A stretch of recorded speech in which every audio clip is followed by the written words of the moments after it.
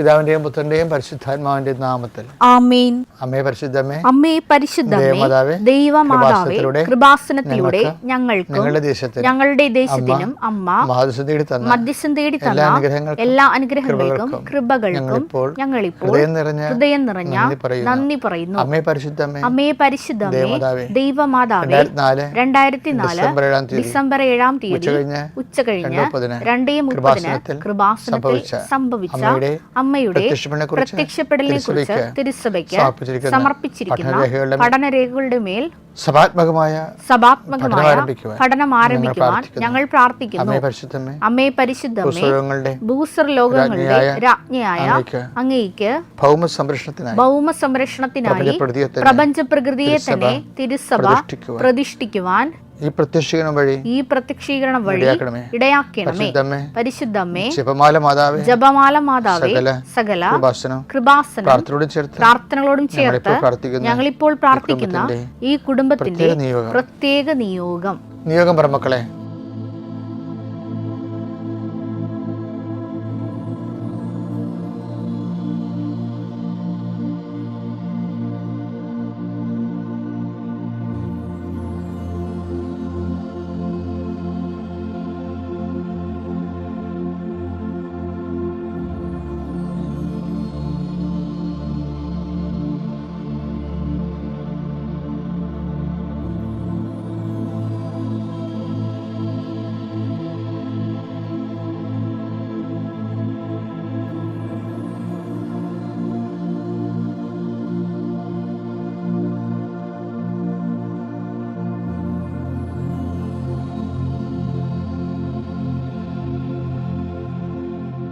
അമ്മയുടെ പ്രത്യക്ഷീകരണത്തിന്റെ ഈ അനുഗ്രഹവേളയിൽ ഞങ്ങൾക്ക് സാധിച്ചു തരുവാൻ കനിയണമേ. ആമേൻ. വിശ്വാസ പ്രമാണം. സർവശക്തനായ പിതാവും ആകാശത്തിന്റെയും ഭൂമിയുടെയും സൃഷ്ടാവുമായ ദൈവത്തിൽ ഞാൻ വിശ്വസിക്കുന്നു. അവിടുത്തെ ഏകപുത്രനും ഞങ്ങളുടെ കർത്താവുമായ ഈശോ മിശിഹായിലും ഞാൻ വിശ്വസിക്കുന്നു. ഈ പുത്രൻ പരിശുദ്ധാത്മാവിനാൽ ഗർഭസ്ഥനായി കന്യകാമറിയത്തിൽ നിന്ന് പിറന്ന് പൊന്തിയോസ് പിലാത്തോസിന്റെ കാലത്ത് പീഡകൾ സഹിച്ച് കുരിശിൽ തറയ്ക്കപ്പെട്ട് മരിച്ച് അടക്കപ്പെട്ട് പാതാളങ്ങളിൽ ഇറങ്ങി മരിച്ചവരുടെ ഇടയിൽ നിന്ന് 3-ാം നാൾ ഉയർത്ത് സ്വർഗത്തിലേക്ക് എഴുന്നള്ളി സർവശക്തിയുള്ള പിതാവായ ദൈവത്തിന്റെ വലതുഭാഗത്തിരിക്കുന്നു. അവിടെ നിന്ന് ജീവിക്കുന്നവരെയും മരിച്ചവരെയും വിധിക്കുവാൻ വരുമെന്നും ഞാൻ വിശ്വസിക്കുന്നു. പരിശുദ്ധാത്മാവിലും ഞാൻ വിശ്വസിക്കുന്നു. വിശുദ്ധ കത്തോലിക്കാ സഭയിലും പുണ്യവാന്മാരുടെ ഐക്യത്തിലും പാപങ്ങളുടെ മോചനത്തിലും ശരീരത്തിന്റെ ഉയർപ്പിലും നിത്യമായ ജീവിതത്തിലും ഞാൻ വിശ്വസിക്കുന്നു. ആമേൻ. സുഖസ്ഥനായ ഞങ്ങളുടെ പിതാവേ, അങ്ങയുടെ നാമം പൂജിതമാകണമേ. അങ്ങയുടെ രാജ്യം വരണമേ. അങ്ങയുടെ തിരുമനസ് സ്വർഗത്തിലെ പോലെ ഭൂമിയിലും ആകണമേ. അന്നു വേണ്ടുന്ന ആഹാരം ഇന്ന് ഞങ്ങൾക്ക് തരണമേ. ഞങ്ങളോട് തെറ്റ് ചെയ്യുന്നവരോട് ഞങ്ങൾ ക്ഷമിക്കുന്നത് പോലെ ഞങ്ങളുടെ തെറ്റുകൾ ഞങ്ങളോടും ക്ഷമിക്കണമേ. ഞങ്ങളെ പ്രലോഭനത്തിൽ ഉൾപ്പെടുത്തരുതേ, തിന്മയിൽ ഞങ്ങൾ രക്ഷിക്കണമേ. ആമേൻ. നന്മ നിറഞ്ഞ മറിയമേ, സ്വസ്തി. കർത്താവ് അങ്ങയുടെ കൂടെ സ്ത്രീകളിൽ അങ്ങ് അനുഗ്രഹിക്കപ്പെട്ടവളാകുന്നു. അങ്ങയുടെ ഉദരത്തിൻ ഫലമായി ഈശോ അനുഗ്രഹിക്കപ്പെട്ടവനാകുന്നു. പരിശുദ്ധ മറിയമേ, തമ്പുരാന്റെ അമ്മേ, പാപികളായ ഞങ്ങൾക്ക് വേണ്ടി ഇപ്പോഴും ഞങ്ങളുടെ മരണസമയത്തും തമ്പുരാനോട് അപേക്ഷിക്കണമേ. ആമേൻ. എൻ്റെ കർത്താവേ, നിന്റെ ഉന്നതമായ നാമത്തിന് സ്തോത്രം ചെയ്യുന്നു. അപ്പോൾ മാതാവേ, അമ്മയുടെ ദിവസമാണിന്ന്. ഇവിടെ അടുത്ത് എല്ലാ മക്കളെയും നീ ആസ്വദിക്കണം. ഇന്ന് ശനിയാഴ്ച ഡേറ്റ് ഇട്ടിട്ടുള്ളവരുണ്ട്, അത് നടക്കണം അമ്മേ. ഇന്ന് ശനിയാഴ്ച ചില വ്യക്തികളെ പോയി കാണാൻ വേണ്ടി തീരുമാനിച്ചവരുണ്ട്, അത് ഗുണകരമായിട്ട് മാറണം അമ്മേ, അല്ലെങ്കിൽ അത് നടക്കരുത്. ശനിയാഴ്ച ചെയ്തെടുക്കേണ്ട ജോലികൾ പ്രമാണം നടത്തുന്നവരുണ്ട്, വസ്തു കൈമാറുന്നവരുണ്ട്, ഭാഗവടപടി നടത്തുന്നവരുണ്ട്, കല്യാണം ആലോചിക്കുന്നവരുണ്ട്, മക്കൾക്ക് ജീവിതഭാഗങ്ങളെ തിരക്കി പോകുന്നവരുണ്ട്. കർത്താവെ, എല്ലാ യാത്രകളും നീ ശുഭമാക്കണമെന്ന് പ്രാർത്ഥിക്കുന്നു. ഈശോയെ വസ്തു നടത്തിയെടുക്കാൻ പോകുന്നവരുണ്ട്, ജപ്തി വന്ന വസ്തുവിന് പരിഹാരം കാണാൻ വേണ്ടി പരിശ്രമിക്കുന്നവരുണ്ട്. അവരുടെ ആ പരിശ്രമങ്ങളെ അന്ന് വിജയിപ്പിക്കണമെന്ന് പ്രാർത്ഥിക്കുന്നു. ഇതിനിടയിൽ കർത്താവെ, വർഷത്തിൻ്റെ കെടുതികൾ അനുഭവിക്കുന്ന കുടുംബങ്ങളുണ്ട്. അടുത്ത കൊല്ലമെങ്കിലും സമാധാനത്തിൽ വർഷം പിഴക്കാൻ പറ്റണേ കർത്താവെ എന്ന് പറഞ്ഞ് പ്രാർത്ഥിക്കുന്നവരുണ്ട്. അവരുടെ കണ്ണുനീര് ഏറ്റെടുക്കണമെന്ന് പ്രാർത്ഥിക്കുന്നു. കുടുംബത്തിൻ്റെ ഞെരുക്കങ്ങൾ കാണുമ്പോൾ മക്കളോട് മാതാപിതാക്കന്മാർ പറയും, നാളെ ശരിയായ മക്കളെ, കർത്താവ് നമ്മളെ കടാക്ഷിക്കും. അപ്പോൾ മക്കൾ പറയും, ഓ കർത്താവ് ഇത്രയും നാളായിട്ട് പ്രാർത്ഥിക്കാത്തവർക്ക് എല്ലാം അനുഗ്രഹിക്കുന്നുണ്ടല്ലോ, നമ്മൾ അനുഗ്രഹിക്കാത്തത് എന്താണെന്ന് ചോദിക്കുമ്പോൾ മാതാപിതാക്കന്മാർ നെടുവേർപ്പിടും. അപ്പോൾ മാതാപിതാക്കന്മാരെ പ്രാർത്ഥിക്കും, കർത്താവ് കുഞ്ഞുങ്ങളുടെ വിശ്വാസം പോകാതിരിക്കാനെങ്കിൽ എന്നെ സഹായിക്കണമെന്ന് പ്രാർത്ഥിക്കും. അവിടെ തൊണ്ട ഇടറിക്കൊണ്ട് പ്രാർത്ഥിക്കുന്നവരുടെ തൊണ്ടകളെ കർത്താവ് ആസ്വദിക്കട്ടെ. അവിടെ കണ്ണു നിറഞ്ഞ് പ്രാർത്ഥിക്കുന്ന മാതാപിതാക്കന്മാർക്ക് കർത്താവിൻ്റെ തിരുമുറിവാർന്ന വലുതകരത്തിൻ്റെ ആസ്വാദം ലഭിക്കട്ടെ. കർത്താവ് പിൻകടത്തിലും മുഴ കാണുന്നവരെ കാണിക്കുന്ന ഒരു ഈശോ അവരങ്ങത്ത് സ്പർശിക്കണം. കർത്താവ് ശാരീരികമായ രോഗങ്ങൾ ആവശ്യപ്പെടുന്നവർ, ആരെ സഹായിക്കാനില്ലെങ്കിൽ രോഗമില്ലെങ്കിൽ ജീവിച്ചു പോകാം എന്ന് പറഞ്ഞ് ജീവിക്കുന്ന ആൾക്കാരില്ലേ ഈശോയെ, അവരെ പ്രത്യേകം സന്ധിക്കണം എന്ന് പ്രാർത്ഥിക്കുന്നു. കർത്താവ് ഒറ്റപ്പെട്ടു പോയി എന്ന് തോന്നി നിൽക്കുന്നവർക്ക് സന്ധിപ്പ് കൊടുക്കണേ കർത്താവ്. മഴയും ഭയങ്കര തണുപ്പൊക്കെ അടിക്കുമ്പോൾ ജീവിതത്തിൽ മരണ വീടുകളിൽ അടുത്ത കാലത്ത് മരണം സംഭവിച്ച വീടുകളിൽ ഇപ്പോൾ എല്ലാവരും പോകേണ്ടവരൊക്കെ പോയി, ഇനി എന്തിനാണ് ഞാനായിട്ട് ജീവിക്കണമെന്ന് അത് മനസ്സിൽ ഹൃദയഭാരമായിട്ട് പേറുന്നവർ, അവിടെ സങ്കടങ്ങൾ കർത്താവ് താങ്ങാൻ പറ്റാത്ത വീടുകളിൽ നിൻ്റെ വിശുദ്ധ ദൂതനെ ഈ ഒറ്റ പ്രാർത്ഥനയുടെ ശക്തിയാൽ അവരിന്ന് കർത്താവ് സന്ധ്യക്കുള്ളിൽ പരിഹാരം കണ്ടെത്താൻ ഞാൻ അവർക്ക് വേണ്ടി കണ്ണീരോടെ പ്രാർത്ഥിക്കുന്നു. എൻ്റെ കർത്താവിയെ കുഞ്ഞുങ്ങളെ പ്രതി പ്രാർത്ഥിക്കുന്നു, വിദ്യാർത്ഥികളെ പ്രതി പ്രാർത്ഥിക്കുന്നു, ഉദ്യോഗസ്ഥന്മാരും തൊഴിലാളികളെ മത്സ്യത്തൊഴിലാളികളെ ഓർത്തുകൊണ്ട് പ്രാർത്ഥിക്കുന്നു, കടലിൽ പോയി മരിച്ചവരുടെ കുടുംബങ്ങളെ ഓർത്ത് പ്രാർത്ഥിക്കുന്നു. കർത്താവ് ലേലത്തിൽ പിടിച്ച വസ്തുക്കൾ, അതിനുശേഷം വന്നിട്ടുള്ള ജയത്തിന്, അതിനുശേഷം വന്നിട്ടുള്ള ഭവിഷ്യത്തുകൾ, ചിട്ടിപിടിച്ചവർ, അതിൻ്റെ ഭാഗമായി വന്ന ഭവിഷ്യത്തുകൾ എല്ലാം പരിഹരിക്കാനുള്ള പുതിയ മാർഗ്ഗങ്ങൾ അവിടുത്തെ മക്കൾ കാണിച്ചു കൊടുക്കണേ പ്രാർത്ഥിക്കുന്നു. Lord Jesus Christ, the fire of fingers, talk with the precious blood, Lord and peace, spirit of power and grace. സംഖ്യാപുസ്തകം 22:30. കഴുത ബാലാവിനോട് ചോദിച്ചു, ഇന്ന് വരെ നീ സഞ്ചരിച്ചിരുന്ന നിന്റെ കഴുതയല്ലേ ഞാൻ? ഇതിനു മുമ്പ് ഒരിക്കലും ഞാൻ നിന്നോട് ഇങ്ങനെ ചെയ്തിട്ടുണ്ടോ? ഇല്ല, ബാലാ സമ്മതിച്ചു. ഈ ബൈബിളിലെ ഏറ്റവും നല്ല രസകരമായ പ്രമേയമാണ് ഈ ബാലാവിൻ്റെ കഴുതയെന്ന് പറയുന്നത്. ഞാനിത് പറയാൻ കാരണം എന്ന് വെച്ച് കഴിഞ്ഞാൽ കഴിഞ്ഞ ദിവസങ്ങളിൽ പ്രാർത്ഥിച്ചപ്പോൾ കർത്താവേ, എൻ്റെ അങ്ങയുടെ മക്കളുടെ വഴികളെ ഞാൻ അങ്ങേക്ക് സമർപ്പിക്കുന്നു. അവിടെ വഴികളിലെ ദൈവഹിതമല്ലാത്ത വഴികളിലൂടെ പോകുമ്പോൾ ബാലാമിൻ്റെ കഴുതയ്ക്ക് സംഭവിച്ച പോലെ നീ നിൻ്റെ ദൂതനെ അയച്ചുകൊണ്ട് ഹിതം വെളിപ്പെടുത്തണമേ എന്ന് പ്രാർത്ഥിച്ചു. അപ്പോഴാണ് എനിക്ക് മനസ്സിലായത് ദൈവഹിതം ഇങ്ങനെ പ്രാർത്ഥിക്കാൻ പരിശുദ്ധാത്മാവ് ആഗ്രഹിക്കുന്നത് എനിക്ക് മനസ്സിലായി. എന്താ സംഭവിച്ചു കഴിഞ്ഞാൽ, ബാലാക്ക് എന്നും പറഞ്ഞൊരു ദുർപ്രവാചകനുണ്ടായിരുന്നു. ദുർപ്രവാചകൻ ബാലാൻ പ്രവാചകനായിരുന്നു. അപ്പോൾ ബാലാനെ വിളിച്ചിട്ട് ഇസ്രയേലിനെ ചൂണ്ടിയിട്ട് അതിനെതിരെ ശകുനം പറയാൻ പറയും, അതിനെ ശപിക്കാൻ പറയും. അപ്പോൾ ആ വഴി ശപിക്കാൻ വേണ്ടി പോകുന്ന വഴിയാണ്. പോകുന്ന വഴിക്ക് ബാലാം ഇങ്ങനെ പോകുന്ന വഴിക്ക് കഴുത ബാലാമിനോട് സംസാരിക്കാൻ തുടങ്ങി. സംഖ്യ 22:29 നീ എന്നെ അവഹേളിച്ചു, വായുണ്ടായിരുന്നെങ്കിൽ ഞാൻ നിന്നെ കൊന്നു കളയുമായിരുന്നു. അങ്ങനെ പറയാൻ കാരണം വെച്ച് കഴിഞ്ഞാൽ ഈ പോണ കാര്യം ദൈവഹിതം അല്ലല്ലോ ബാലാം പോണത്. അതുകൊണ്ട് ബാലാം പോകുന്ന വഴിയിൽ ഈ കഴുത ഒരു മാലാഖയെ കാണും, ഊരിപ്പിടിച്ച വാളോടെ നിൽക്കണത്. പക്ഷെ ബാലാം കാണത്തില്ല. അപ്പോൾ ഈ ഊരിപ്പിടിച്ച ബാളുമായിട്ട് കർത്താവിൻ്റെ ദൂതൻ നിൽക്കുന്ന കാണുമ്പോൾ കഴുത കണ്ട് പേടിക്കും. അപ്പം കഴുത ആ ദൂതൻ്റെ ഇടയ്ക്ക് നിന്ന് മാറി ഉള്ള ആ മതിലിന് ചെറിയ പഴുതുണ്ടാക്കി നൂണ്ട് പോകുമ്പോൾ ബാലാവിൻ്റെ മുട്ട് ഭിത്തിയിൽ വരെയും തൊലി പോകും, ചോര വരും. അപ്പോൾ ഉടനെ ബാലാൻ കഴുതയെ തല്ലും. അപ്പോൾ കഴുത ചോദിക്കുന്നതാണ്, നീ എന്തിനാണ് എന്നെ തല്ലിയത്? ഞാൻ നിൻ്റെ കഴുതയല്ലേ? അപ്പോൾ കർത്താവ് ബാലാവിൻ്റെ കണ്ണുകൾ തുറന്നു. ഊരിയ വാളേന്തി വഴിയെ നിൽക്കുന്ന കർത്താവിൻ്റെ ദൂതനെ കണ്ട് അവൻ കവിഴ്ന്നു വീണു. അതായത് നമ്മുടെ വഴികളിൽ കർത്താവിൻ്റെ ഒരു വചനമുണ്ടേ, പുറപ്പാട് 23:20. ഇതാ ഒരു ദൂതനെ നിനക്ക് മുൻപേ ഞാൻ അയക്കുന്നു, അവൻ നിന്റെ വഴിയിൽ നിന്നെ കാത്തുകൊള്ളും, ഞാൻ ഒരുക്കിയിരിക്കുന്ന സ്ഥലത്തേക്ക് നിന്നെ കൊണ്ടുവരികയും ചെയ്യും. ദൂതനെ അയക്കുന്നത് ബൈബിളിലെ പ്രധാനപ്പെട്ട ഒരു പ്രമേയമാണ്. എല്ലാവർക്കും അനുഭവിക്കാം, അത് കാര്യം വാഗ്ദാനമാണത്. അവിടെ ദൈവതരെ പ്രാർത്ഥിച്ചിട്ട് വീട്ടിൽ നിന്ന് ഇറങ്ങാവും. അത് അവിടെ ഇവിടെ തൊട്ടുമുത്തിയിട്ട് ദൈവത്തെ പറ്റിച്ചിറങ്ങരുത്. ചിലർക്കൊരു ആൾക്കാരുണ്ട്, രാവിലെ എഴുന്നേൽക്കുമ്പോൾ പ്രാർത്ഥിക്കും, തിരികെ കത്തിക്കും, എന്നിട്ട് ഇങ്ങനെ കുറച്ച് നേരം നോക്കി വയ്ക്കും, എന്നിട്ട് ഒന്നും മിണ്ടത്തില്ലേ, എന്നിട്ട് ഇങ്ങനെ തൊട്ടിച്ചും പോകും. അതൊന്നും പ്രാർത്ഥനയല്ല.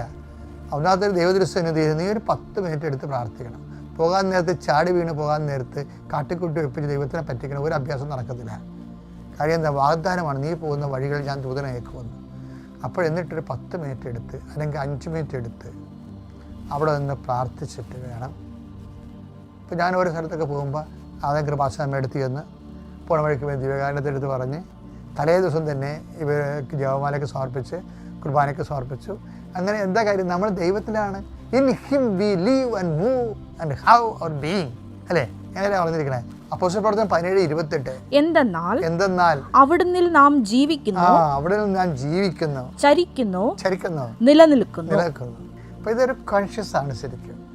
അല്ലാതെ പോകാൻ നേരത്ത് എന്നാ പ്രാർത്ഥിച്ചില്ലല്ല. അമ്മ പറയും, എടാ പ്രാർത്ഥിച്ചിട്ട് പോടാ, അങ്ങനെ നീ പറയിപ്പിക്കരുത്. ആരും പറയാതെ തന്നെ ദൈവത്തിൻ്റെ നിൻ്റെ മനസ്സ് തലേ ദിവസം വരെ ഒരുക്കി വെക്കാൻ വേണ്ടി പ്രത്യേകം പ്രാർത്ഥിച്ച്. എന്നാൽ ദൈവം ആരാണെന്ന് നീ അറിയും. അപ്പോൾ ഓക്കെ, താങ്ക് യു. അപ്പോൾ ഉടമ്പടി എന്തിനാണ് ഉടമ്പടി ചെയ്യണത്? ഈ നമ്മളെല്ലാവരും ഉടമ്പടിയുടെ സ്റ്റാൻഡേർഡിൽ വരണം. വിശുദ്ധീകരണത്തിന്, ശക്തീകരണത്തിന് ഉടമ്പടിയുടെ സ്റ്റാൻഡേർഡിൽ വരണം. എന്നിട്ട് ദൈവത്തോട് ബൈലാറ്ററായിട്ട് ഉഭയകക്ഷിയായിട്ട് ദൈവതിരുസന്നിധിയിൽ ശുശ്രൂഷ ചെയ്യാൻ കഴിയണം. അങ്ങനെയാണെങ്കിൽ കമ്മ്യൂണിക്കേഷന് ഒരു ബ്ലോക്കുമില്ല. ഇപ്പോൾ എന്താ ശുചി പറയണത്? കമ്പനിയിൽ ബെസ്റ്റ് എന്ന് പറഞ്ഞ ആൾ, ആ കമ്പനിയാണ് ഇക്വലൻ്റ് സർട്ടിഫിക്കറ്റ് കൊടുക്കേണ്ടത്. ഈ 10ാം ക്ലാസ്സുകാരന് ഇവിടെ ഓട്ടോമൊബൈൽ എടുത്ത ആളിന് അവിടുത്തെ തുല്യതാ സർട്ടിഫിക്കറ്റ് കിട്ടണമെങ്കിൽ അവിടുത്തെ കമ്പനി, ബെസ്റ്റ് കമ്പനിയാണ് കൊടുക്കേണ്ടത്. അവർ പറയും നിങ്ങൾക്ക് തരത്തിലെന്ന് പറയും. തരത്തിലെന്ന് പറയുമ്പോൾ ഈ ടിജിയുടെ ഹസ്ബൻഡ് പറയും, ദൈവമേ ഇത്രയും കഷ്ടപ്പെട്ട് ഇവിടെ വന്നതും കാശ് മുടക്കിയതും കഷ്ടപ്പെടാൻ തിരിച്ചു പോരേണ്ടി വരിക എന്ന് പറയുമ്പോൾ ടിജി പറയും, നോ അവർ കമ്പനി മാത്രമാണ്, കർത്താവല്ല. കർത്താവ് ആരാണ്? യേശുക്രിസ്തുവാണ് കർത്താവ്. വിശ്വാസം എന്ന് പറയുന്നതിൻ്റെ ഉദ്ദേശം യേശു കർത്താവാണ് എന്ന് എന്ത് ചെയ്യണം? അധരം കൊണ്ട് ഏറ്റുപറയണം. പിന്നെ എന്ത് ചെയ്യണം? ദൈവം അവനെ മരിച്ചെന്ന് ഉയർപ്പിച്ചെന്ന് ഭയങ്കര വിശ്വാസമാണ്. അതായത് ഹൃദയത്തിൽ വിശ്വസിക്കണ എന്താണ്? മരിച്ച യേശുവിനെ പിതാവായ ദൈവം ഉയർത്തെഴുന്നേൽപ്പിച്ചു എന്നാണ്. അപ്പം മരണപ്പെട്ട എല്ലാ വിഷയങ്ങൾക്കും പുനർജീവിക്കുന്നതിന് വേണ്ടി എന്താണ് ഉള്ളത്? വിശ്വാസമാണുള്ളത്. അതെന്താണ്? ഒരു വ്യക്തിയിലാണ് നമ്മൾ വിശ്വസിക്കുന്നത്. യേശുവിനാണ് വിശ്വസിക്കുന്നത്. യേശു ആരാണെന്നാണ് വിശ്വസിക്കുന്നത്? യേശു കർത്താവാണ്. Take the bed of God. ശ്രുതികട്ടെ ഹല്ലേലൂയ. റോമ 10:9. ആകയാൽ യേശു കർത്താവാണ് എന്ന് അധരം കൊണ്ട് ഏറ്റുപറയുകയും ദൈവം അവനെ മരിച്ചവരിൽ നിന്ന് ഉയർപ്പിച്ചു എന്ന് ഹൃദയത്തിൽ വിശ്വസിക്കുകയും ചെയ്താൽ നീ രക്ഷ പ്രാപിക്കും.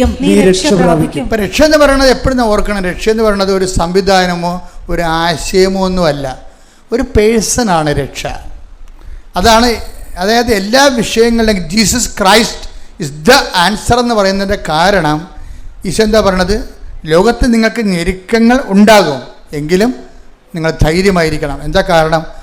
ഒരാശയം ലോകത്തെ കീഴടക്കിയിരിക്കുന്നു എന്നല്ല, മറിച്ച് ഞാൻ ലോകത്തെ കീഴടക്കിയിരിക്കുന്നു. കൈയടിക്കട്ടെ, ശ്രദ്ധിക്കട്ടെ.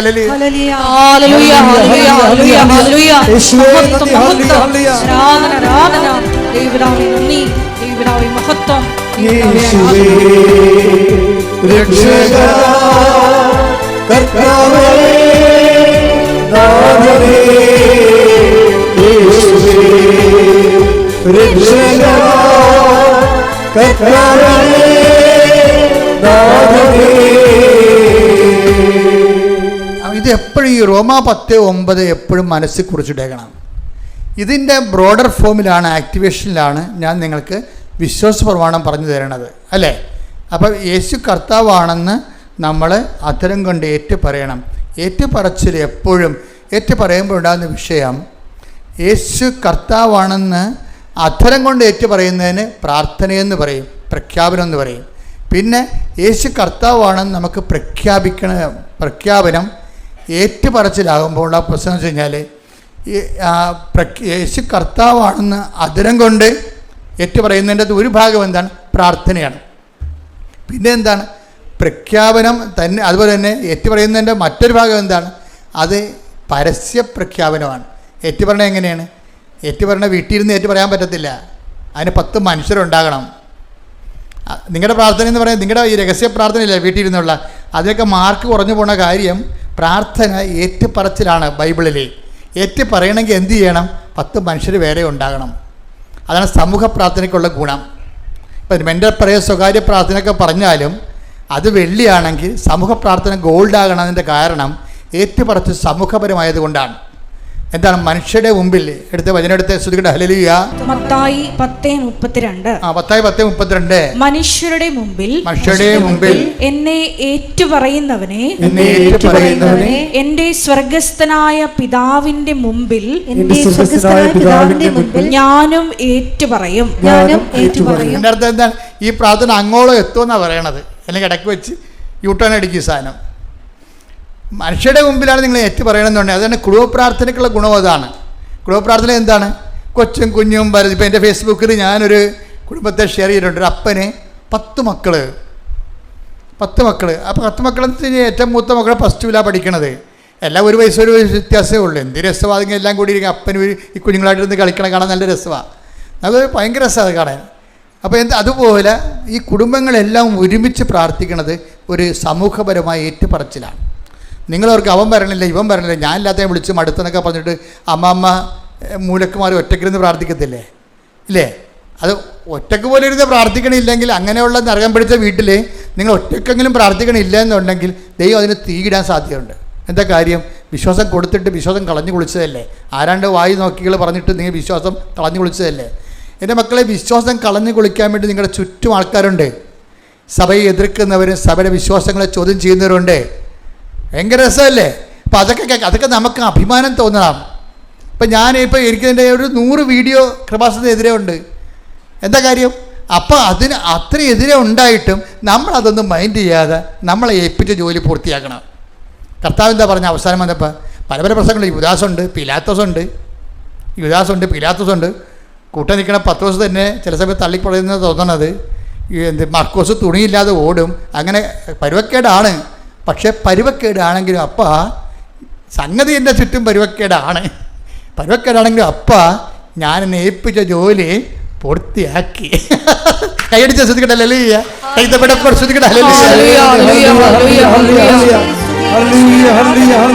യോഹന്നാൻ 17:4. ഇതാണ് നിങ്ങളുടെ നിലപാട്. എന്താണ് യോഹന്നാൻ 17:4? അവിടുന്ന് എന്നെ ഏൽപ്പിച്ച ജോലി പൂർത്തിയാക്കിക്കൊണ്ട് ഭൂമിയിൽ അവിടുത്തെ ഞാൻ മഹത്വപ്പെടുത്തി.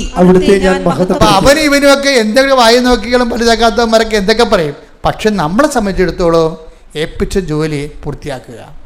അപ്പോൾ വളരെ സൈലൻസ് ആയിരിക്കണം. നിങ്ങൾ ഏൽപ്പിച്ച ജോലി പൂർത്തിയാക്കാൻ ഇൻറ്റേർണൽ സൈലൻസ് വേണം. അല്ല കലപില താറാ കൊക്കണ പോലെ അവരങ്ങനെ പറഞ്ഞില്ല, അതങ്ങനെ പറഞ്ഞില്ല, അത് കേട്ടില്ല, ഇത് കേട്ടില്ല എന്ന് പറഞ്ഞുകൊണ്ട് കണാകുണ പറഞ്ഞിട്ട് കാര്യമില്ല. B silent. വളരെ സൂക്ഷ്മതയോടുകൂടി നമ്മൾ കൃത്യമായിട്ട് നല്ല ഫിനിഷിങ് ടൈമിൽ ലാൻഡ് ചെയ്യും. ആ പറയുന്ന കൗണ്ട് ഡൗണിൻ്റെ സമയത്ത് നമ്മൾ ലാൻഡ് ചെയ്യും. എന്താണ്? ഏൽപ്പിച്ച ജോലി പൂർത്തിയായിക്കൊണ്ട്. അപ്പം അതാണ് ഈ വിശ്വാസത്തിൻ്റെ വിജയം എന്ന് പറയണത്. അപ്പം അതുകൊണ്ട് എന്തെല്ലാം ഇപ്പം നിങ്ങളുടെ ഏറ്റവും വലിയ ഇപ്പം നിങ്ങൾ കോളേജൊക്കെ പഠിക്കും. ഇപ്പം ഞാൻ കോളേജിൽ പഠിക്കുന്ന സമയത്ത് ഒരു പ്രൊഫസർ എന്ന് പറയുന്ന ഒരു അലവരാതിയുടെ മെയിൻ പരിപാടി ദൈവത്തിനെതിരെ സംസാരിക്കണതായിരുന്നു. അപ്പോൾ ഞാൻ അച്ഛൻ കൊച്ചായിട്ട് ഫുൾ കൈയായിട്ട് ഇരിക്കണം, അവിടെ മുമ്പിൽ കയറി ഇരിക്കുകയും. അപ്പോൾ കൂട്ടുകാർക്ക് പുറയും തോണ്ടും. അവനൊക്കെ പലരും യുക്തിവാദികളുടെ സംഘടനയിൽ പ്രവർത്തിക്കുന്ന കൂട്ടുകാരുണ്ടായിരുന്നു. നമ്മൾ കേൾക്കണം അച്ഛൻ കൊച്ച കേൾക്കണം, ദൈവമില്ലടാ എന്ന് പറയും. ഞാനങ്ങനെ അപ്പോൾ എന്നോട് ഒരുത്താൻ വന്ന് ജോൺ പോളം പറഞ്ഞൊരു കൂട്ടുകാരുണ്ടായിരുന്നു. യവൻ വന്നും ചോദിക്കും, എടാ ജോസഫേ, ഈ 20-ാം നൂറ്റാണ്ടായിരുന്നു, 20-ാം നൂറ്റാണ്ട് വലിയൊരു അച്ഛനാകുവാടാന്ന്. എന്നുവെച്ചാൽ അന്ന് പള്ളിയിൽ 80 കാലഘട്ടങ്ങളിൽ പള്ളിയിൽ ആൾ കുറവായിരുന്നു. ഇപ്പം ഇന്ന് നോക്കി പള്ളി നിറച്ച ആളല്ലേ, എല്ലാ പള്ളികളിലും ആളല്ലേ. ചിലർ പറഞ്ഞ് കോവിഡ് വരുമ്പോൾ എല്ലാ പള്ളികളും പൊട്ടുമെന്ന് പറഞ്ഞു. എവിടെ പൂട്ടാൻ?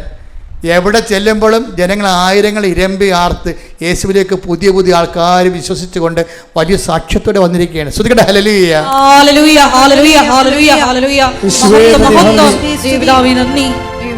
ഒരുമിച്ച് പാടാം. ശ്രദ്ധിക്കട്ടെ,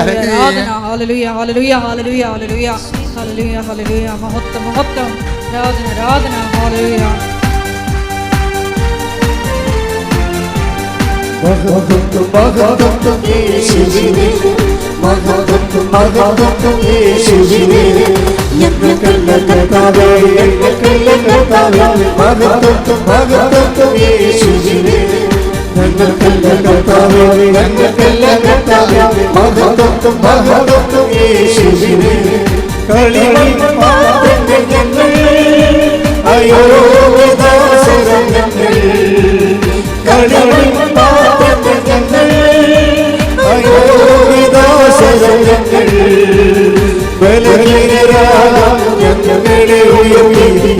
യേശുവിനാണ് മഹത്വം. ബലഹീനരാകും ഞങ്ങളെ ഉയർത്തി യേശുവിനാണ് മഹത്വം.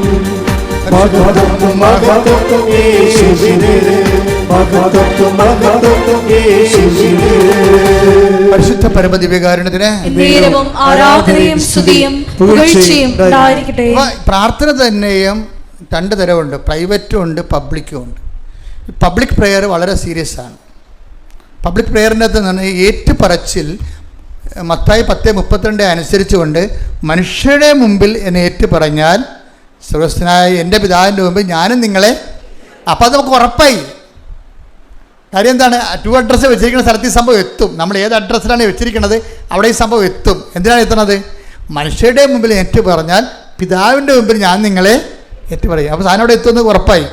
അതുകൊണ്ടാണ് നമ്മൾ ജപമാല റാലിയെല്ലാം പബ്ലിക് പ്രെയറാണ്, അല്ലേ? ജപമാല റാലിയുടെ തോരാത്ത സാക്ഷ്യങ്ങളാണ് ദിവസങ്ങളൊക്കെ വരണത്. ഇപ്പോൾ ഈ ടിജിയുടെ സാക്ഷ്യത്തിൽ പറയണേ, ഞാൻ ഇവിടെ ഉടമ്പടി, ഇവിടെ ജപമാല റാലിയുടെ ദിവസം ഞാൻ ഭർത്താവിന് ലീവ് എടുക്കും, എന്നിട്ട് ഞങ്ങൾ രണ്ടുപേരും മാത്രം, അവിടെ വേറെ ആരുമില്ല ഞങ്ങളുടെ കൂടെ വരാനൊന്നും, അതുകൊണ്ട് ഞങ്ങൾ രണ്ടുപേരും മാത്രം കൊന്തയും ചൊല്ലി 12 കിലോമീറ്റർ, ഇവിടെ എത്ര കിലോമീറ്ററാണ് അച്ഛനും ആൾക്കാരും നടക്കുന്നത് അത്രയും കിലോമീറ്റർ ഞങ്ങൾ നടക്കുമെന്ന്. അവർ രണ്ടുപേരേ ഉള്ളൂ ജവഹർ റാലിയിൽ, ഭാര്യയും ഭർത്താവും മാത്രം. ഈ മഞ്ഞത്ത് അത് -നെഗറ്റീവ് നടക്കുകയാണ്, മഞ്ഞത്ത് നടന്ന് 20 കിലോമീറ്റർ 12 കിലോമീറ്റർ അവർ പരസ്യമായി ജപമാലയും ഇട്ടുകൊണ്ട്, ജപമാലയും കാണിച്ചുകൊണ്ട്, പ്രാർത്ഥിച്ചുകൊണ്ട് മനുഷ്യരുടെ മുമ്പിൽ ഏറ്റു പറയുക. എൻ്റെ ദൈവാനുഭവത്തിന് ഒരു പഞ്ഞവുമില്ല, നമ്മൾ പഞ്ഞം ഉണ്ടാക്കുന്നതാണ്. എന്താ കാര്യം? നമ്മൾ നമ്മൾ വിടത്തില്ല. പലതും വിട്ടുപിടിച്ചിട്ട് ഇതൊരു സൈഡ് ലൈനിൽ ഇങ്ങനെ ഒപ്പിച്ചുണ്ടാക്കണ പോലെ ചേർത്ത് വെച്ചിട്ട് എങ്ങനെയെങ്കിലും ഒന്ന് ഒപ്പിച്ചെടുക്കാൻ നോക്കും ഈ ഉടമ്പടി. പക്ഷെ ഉടമ്പടി അങ്ങനെ ഒക്കത്തില്ല. കാര്യം ഉടമ്പടി ബൈലാറ്ററൽ എഗ്രിമെൻ്റ് ആയത് കാരണം ദൈവത്തിനാണെങ്കിൽ എപ്പോഴും എൻ്റെ മക്കൾ ഒരു ആധ്യാത്മിക രഹസ്യം മനസ്സിലാക്കണം. അതായത് ഞാൻ മനസ്സിലാക്കിയ ഈശോയ്ക്ക് ഉള്ളൊരു കുഴപ്പമെന്ന് പറയണത് ഒന്നും മുതലാകത്തില്ല. അതാണ് പ്രശ്നം. ഒന്നും മുതലാകത്തില്ല. നമ്മൾ അത് ചെയ്ത് ഇത് ചെയ്ത് പറഞ്ഞാലൊന്നും കാര്യം. എന്നോട് പരിശുദ്ധാത്മാവ് പറഞ്ഞത്, നീ ഈശോനെ കുറിച്ച് നോക്കിക്കേ, ഇതാണ് അവൻ്റെ ഇൻവെസ്റ്റ്മെൻറ്റ്, ഇവന് എന്ത് മുതലാകാനാണെന്ന്. അപ്പോൾ ഈശോ പറയും, ഞാൻ ചെയ്യാവുന്നവൻ്റെ മാക്സിമമാണ് അവൻ ചെയ്തിരിക്കുന്നത്. ഇത്രയും ചെയ്ത പാട്ടിൽ നമ്മളൊരു തിരി കത്തിച്ചത് കൊണ്ട്, ഒരു പൊതി ചോറ് കൊടുത്തുകൊണ്ട് എന്താകാനാണ്?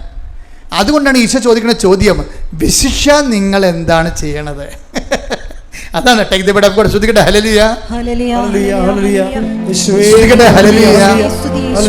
മത്തായി 5:47 സഹോദരങ്ങളെ മാത്രമേ, കേട്ടോ, സഹോദരങ്ങളെ മാത്രമേ നിങ്ങൾ അഭിവാദനം ചെയ്യുന്നുള്ളൂവെങ്കിൽ വിശേഷവിധിയായി എന്താണ് നിങ്ങൾ ചെയ്യുന്നത്? എപ്പോഴും ഉടമ്പടി ഫയറാകാൻ എപ്പോഴും നല്ലത് ഞങ്ങൾ നിങ്ങളോട് പറഞ്ഞിരിക്കണത് എന്നെക്കാൾ ഇരട്ടി ചെയ്യാനുള്ള കൃപയ്ക്ക് വേണ്ടി പ്രാർത്ഥിക്കണം.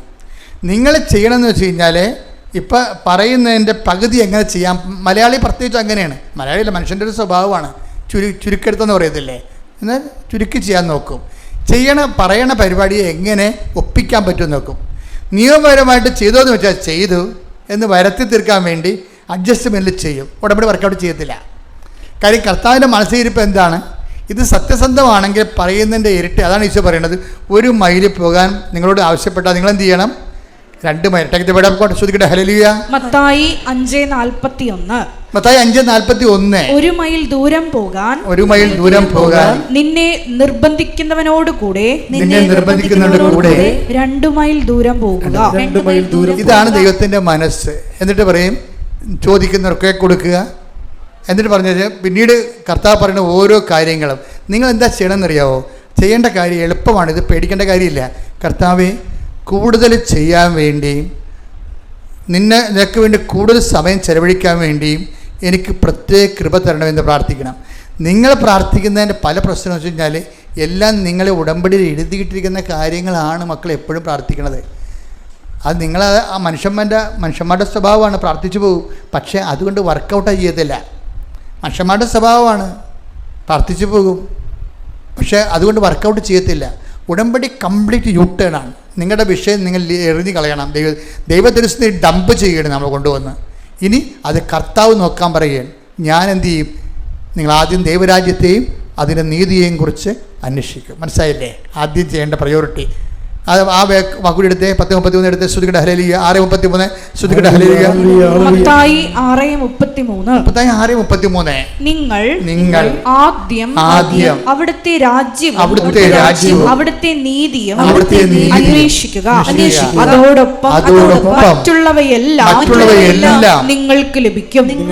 ഇപ്പൊ മറ്റുള്ളവയെല്ലാം എന്ന് പറയുമ്പോൾ കമ്പനിക്കാരൻ പറഞ്ഞ് നടക്കുന്നത്. ഇപ്പൊ തന്നെ ഈ ടിജിയുടെ അവസ്ഥ എന്താ അറിയാവോ?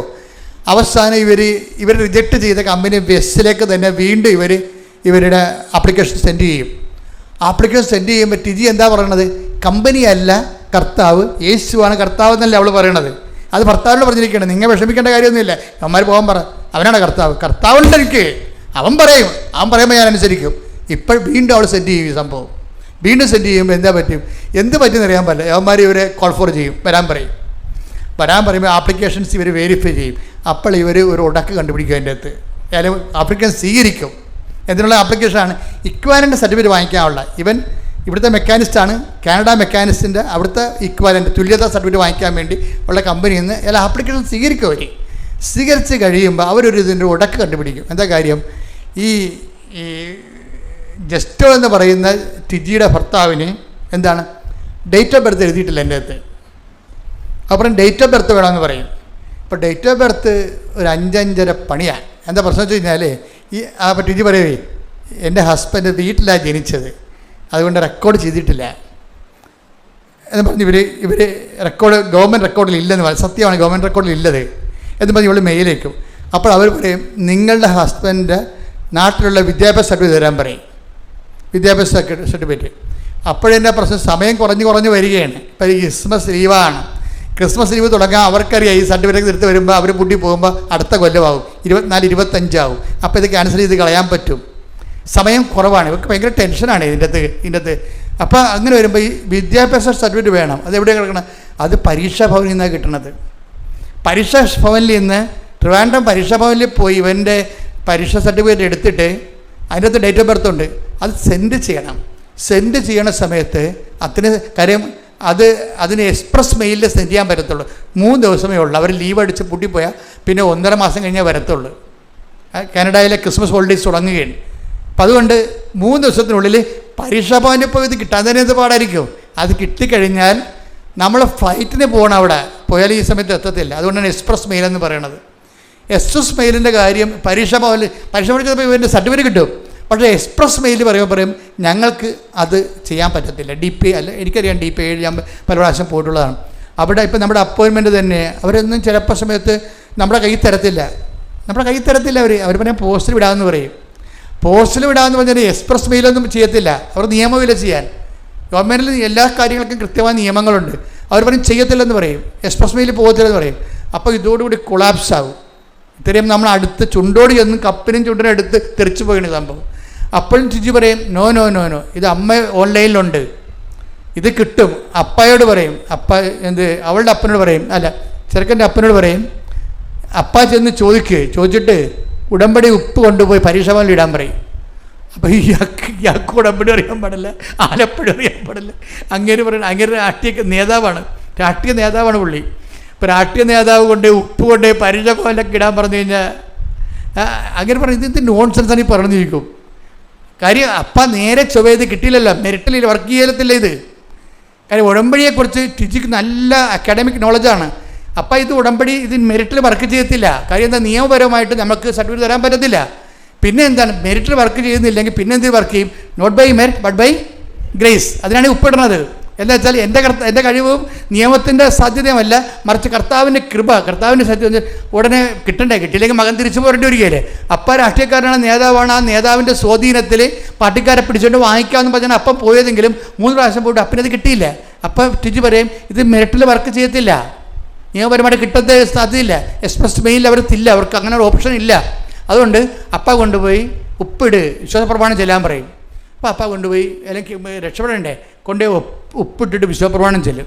എന്നിട്ട് കയറി ചെന്ന് പറയും ഇത് എക്സ്പ്രസ് മെയിൽ വിട്ടില്ലെങ്കിൽ അവിടെ ജോലി പോകുമെന്ന് പറയുമ്പോൾ വിടാൻ സാറേ എന്ന് പറയും. അത്രയുള്ള അവരപ്പം തന്നെ എക്സ്പ്രസ് മെയിൽ വിടും ഈ സാധനം. ഇതെങ്ങനെ വർക്ക് ചെയ്യണമെന്ന് നോക്കിയേ. ഓരോരോ കഷ്ടപ്പാടുകൾ വരുമ്പോൾ അതിനെ പ്രതിരോധിക്കാൻ പറ്റുക, റെസ്റ്റിൽ ചെയ്ത് നിൽക്കാൻ വേണ്ടി മാത്രം ഉടമ്പടി സ്ട്രെങ്ത് ഉണ്ട് ഇവർക്ക്. അതാണ് വിഷയം. വിഷയങ്ങളുണ്ടാകും, പക്ഷേ അതിനേക്കാൾ ഇവർക്ക് ബലമുണ്ട്. ഇവർക്ക് വിഷയങ്ങൾ നമ്മളെ ബലഹീനമാക്കുന്നത് എന്താ കാര്യം? നമ്മളെ ബലം പിടിപ്പിക്കാനാണ്. ബലഹീനതയിലാണ് ദൈവത്തിൻ്റെ ശക്തി പ്രവർത്തിക്കുന്നത്. അതാണ് സംഭവം. ദൈവത്തിൻ്റെ ശക്തി എന്ന് പറയുന്നത് അതിനാണ് ഉപ്പിടുന്നത്. വിശ്വാസം അവിടെ എന്ത് ചെയ്യണം? വിശ്വാസം പ്രാർത്ഥന അല്ലത്, വിശ്വാസം പ്രഖ്യാപിക്കുകയാണ്. വിശ്വാസം അവിടെ പ്രയോഗിക്കുകയാണ് നമ്മൾ ചെയ്യണത്. വിശ്വാസത്തിന് പ്രാർത്ഥന ഉണ്ട്, വിശ്വാസത്തിന് പ്രഖ്യാപനമുണ്ട്. ഇപ്പം മഴയത്ത് നടന്നുകൊണ്ട് മഞ്ഞത്ത് നടന്നുകൊണ്ട് കൊന്തേരണ വിശ്വാസ പ്രഖ്യാപനമാണ്. ഉപ്പ് കൊണ്ടുപോയിട്ടിട്ട് വിശ്വാസപ്രമാണം ചെയ്യണത് എന്താണ്? വിശ്വാസ പ്രയോഗമാണ്. വിശ്വാസ പ്രയോഗം ഇപ്പം പുതിയതായിട്ട് തുടങ്ങിയതല്ല. വിശ്വാസ പ്രയോഗം ആദ്യം മുതലേ ഉള്ളതാണ്. നിങ്ങൾ രോഗിയാണെങ്കിൽ സഭയിലെ പുരോഹിതനെ വിളിക്കുക, അവൻ കൊണ്ടുവന്ന് തൈലം പ്രയോഗിച്ചുകൊണ്ട്. അതാണ് വിശ്വാസ പ്രയോഗം എന്ന് പറഞ്ഞത്. Take the bed of God. ശ്രുതികട്ടെ ഹല്ലേലൂയ.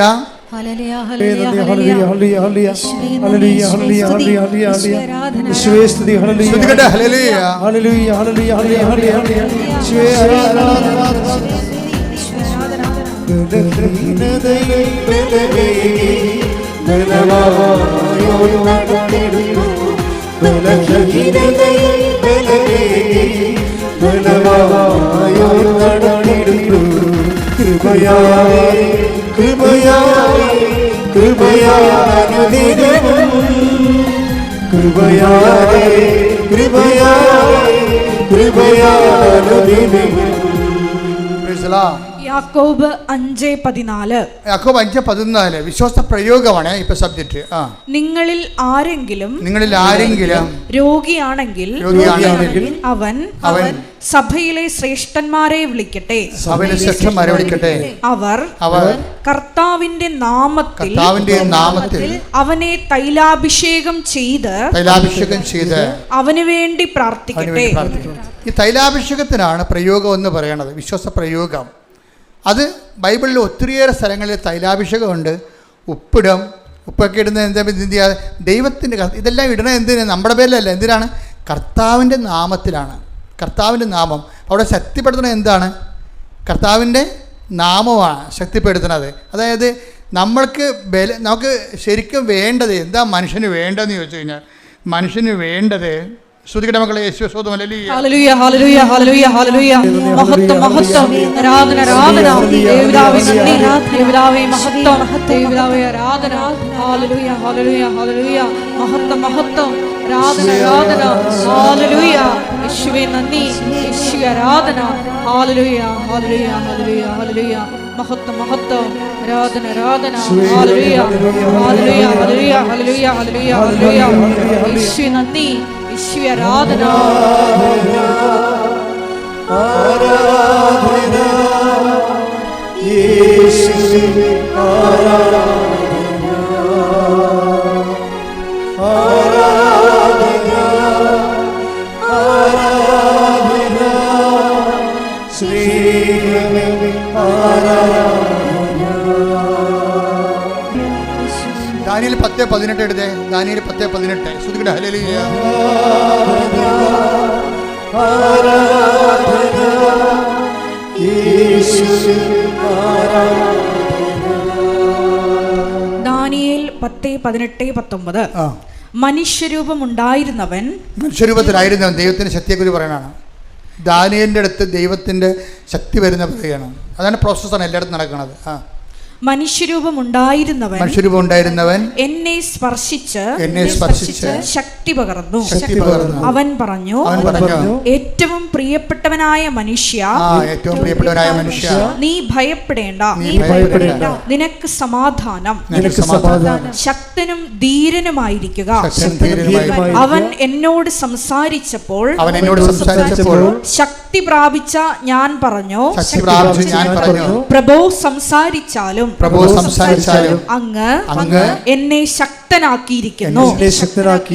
അതാണ് വചനം നമ്മൾ പ്രാവർത്തികമാക്കുമ്പോഴും പറയണത് കേൾക്കുമ്പോഴും കേട്ടത് പ്രാവർത്തികമാക്കുമ്പോഴും എംപവർ ചെയ്തുകൊണ്ടിരിക്കും നമ്മൾ. ഈ ഉടമ്പടി എന്ന് പറയുന്ന വചനം പ്രാവർത്തികമാക്കിക്കൊള്ളാമെന്ന് നമ്മൾ പറയണത്. അവൻ പറയണത് പോലെ ചെയ്തുകൊള്ളാം, ജീവിച്ചുകൊള്ളാമെന്നാണ് പറയണത്. അതുകൊണ്ടാണ് തിജി പറയണത് ഉടമ്പടി എനിക്ക് ഒരു നടപടിക്രമമല്ല, പ്രത്യേകിച്ച് ജീവിത രീതിയാണെന്ന് പറയണം. ജീവിത രീതിയാണെന്ന് പറയണം. ഇപ്പം എന്നാ പറ്റിയിരിക്കണമെന്ന് വെച്ച് കഴിഞ്ഞാൽ അവസാനം നിങ്ങൾക്കറിയാം, കാനഡയിൽ ഉള്ളവർക്കറിയാം, ഇപ്പം PR കിട്ടാം. PR എന്ന് പറഞ്ഞാൽ പെർമനൻറ്റ് റെസിഡൻസാണ്. ഈ കമ്പനി ജോലി കിട്ടിയാലും PR കിട്ടാൻ പാടാണ്. PR കിട്ടിയില്ലെങ്കിൽ നമ്മൾ ഇടയ്ക്ക് പോരേണ്ടി വരും അവിടെ നിന്ന്. PR എന്ന് പറഞ്ഞാൽ പെർമനൻ്റ്, അവിടെ സ്ഥിരമായ താമസത്തിനുള്ള സർട്ടിഫിക്കറ്റാണ്.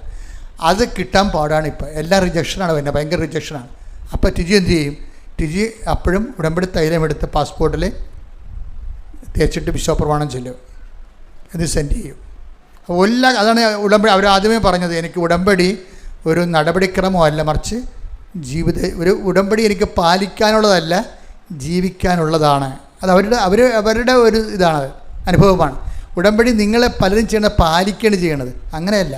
ഉടമ്പടി ജീവിച്ച് മാറ്റുകയാണ്. എന്താണ്? ആ പാസ്പോർട്ടിൽ വിശ്വപ്രമാണം ചൊല്ലിയിട്ട് ഉടമ്പടി തരം തേച്ചിട്ട് പാസ്പോർട്ട് സെൻഡ് ചെയ്യും ഗവൺമെൻറ്റിലേക്ക്. ഇപ്പോൾ എന്നാ പറ്റിക്കണമെന്ന് അറിയാം, ഒറ്റ ആഴ്ച കൊണ്ട് ഇവർക്ക് PR കിട്ടും. അപ്പോൾ ഇത് കേൾക്കുന്ന കാനഡയിലുള്ള മറ്റു രാജ്യങ്ങളിലുള്ളവർ ഞെട്ടിപ്പോവും. കാര്യം അവർ 3 കൊല്ലമായിട്ട് കിട്ടാത്ത ആൾക്കാരുണ്ട്, 3 കൊല്ലമായിട്ട്. ഇതെന്ന് പറയണത്, ഉടമ്പടിയുടെ രീതി എന്ന് പറയണത്, നമ്മൾ സത്യസന്ധരാണെന്ന് ദൈവത്തിന് മനസ്സിലാക്കി കൊടുക്കണതാണ് ഇതിൻ്റെ റിസ്ക്. നമ്മൾ ഇത് വേണ്ടി ജീവിക്കാൻ വന്നതാണല്ല, വയറ്റിപ്പഴപ്പിന് എന്തെങ്കിലും കാണിച്ചു കൂട്ടിയിട്ട് എന്തെങ്കിലും അനുഗ്രഹം അടിച്ചു മാറ്റാൻ വന്നതല്ല, ദൈവത്തിന് വേണ്ടി ജീവിക്കാൻ വന്നതാണെന്ന് ഒരു നിമിഷമെങ്കിലും നിന്നെക്കുറിച്ച് ദൈവത്തിൻ്റെ പിടികിട്ടിയാൽ പിന്നെ നിനക്ക് ജീവിതത്തിൽ തിരിഞ്ഞു നോക്കേണ്ടി വരത്തില്ല. Praise the Lord. Thank you. മൗന പ്രാർത്ഥനയിലും വ്യക്തിപരമായ ആവശ്യങ്ങൾ പ്രാർത്ഥിച്ച് കഴിഞ്ഞതാണ്. എങ്കിലും ഇപ്പോൾ പ്രാർത്ഥിക്കാം, നിങ്ങൾക്ക് 2 മിനിറ്റ് പ്രാർത്ഥിക്കാം.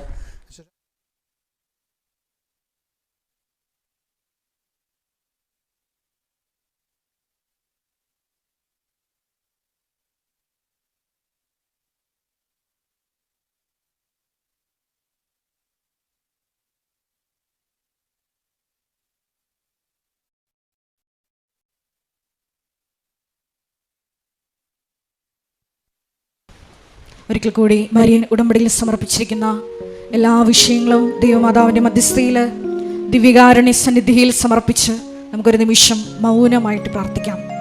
ഈശോയെ, നിന്നെ പൂർണ്ണ ഹൃദയത്തോടെ, പൂർണ്ണ ആത്മാവോടെ, പൂർണ്ണ മനസ്സോടെ, സർവശക്തിയോടെ സ്നേഹിക്കുവാൻ ഈശോയെ കാരുണ്യ പ്രവർത്തികളും പ്രേക്ഷിത പ്രവർത്തനങ്ങളും എല്ലാം ചെയ്യുമ്പോൾ ഈശോ ദൈവരാജ്യ വികസനത്തിനായി കാരുണ്യ പ്രവർത്തികൾ ചെയ്യുമ്പോൾ ഈശോ നിന്നെ കണ്ടുകൊണ്ട് ചെയ്യുവാൻ അധിക അഭിഷേകം ഞങ്ങൾക്ക് നൽകണമേ എന്ന് പ്രത്യേകമായിട്ട് ഈ ആരാധനയിൽ പ്രാർത്ഥിക്കുന്നു.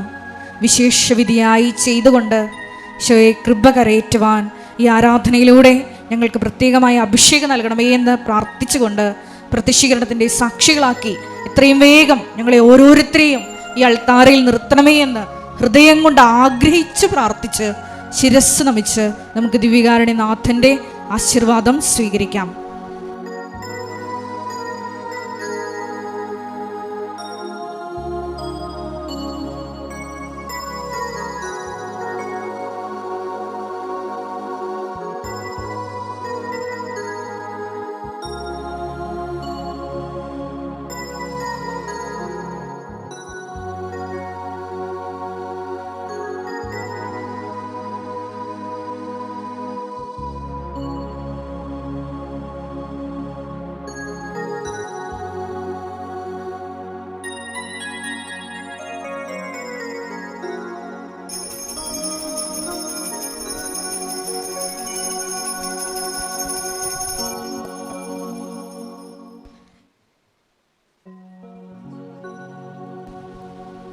പരിശുദ്ധ പരമമാ ദിവ്യകാരുണ്യമേ,